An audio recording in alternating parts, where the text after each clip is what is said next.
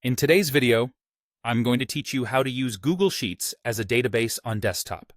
If you've ever needed a lightweight, shareable place to store and query information without setting up complex software, Google Sheets can do a lot of that work right inside your browser. First, open Google Sheets in your desktop browser and create a new blank spreadsheet or open an existing one. Working on desktop gives you a larger view and access to keyboard shortcuts, which makes managing lots of rows and columns easier. Think of this file as your data hub. At the top, use the very first row for column headers. These headers are your field names, the labels that tell you what each column stores. Keep them clear and consistent, like ID, date, status, or amount. Short, specific names make formulas and filters simpler later on, and help others understand your structure at a glance. Now, enter one record per row. In database terms, a record is a single item, like one customer, one product, or one transaction. Each row should describe just that one item, with each cell in the row holding a single value for a single field.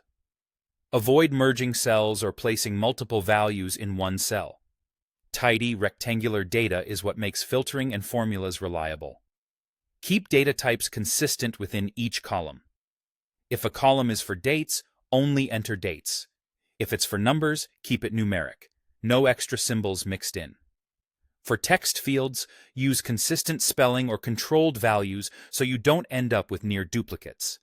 Consistency is the difference between easy analysis and hours of cleanup. You can apply number or date formats so the sheet treats your entries as actual numbers and dates, not text. To search and sort data quickly, turn on filters. Filters let you narrow your view to the rows you care about and sort by any column without altering the underlying values. You can filter by conditions like equals, contains, or greater than, and you can stack multiple filters to zero in on exactly what you need. Finally, use import range or integrations to connect this data to other tools. With import range, you can pull a specific range from one spreadsheet into another using a formula like import range, spreadsheet URL, sheet 1 AD. The first time you use it, you'll grant access, and from then on, it updates automatically. If you prefer no formulas, integrations with automation and reporting platforms can sync your sheet to dashboards, forms, or other apps. That's it. Your Google Sheet now operates like a simple, effective database on desktop.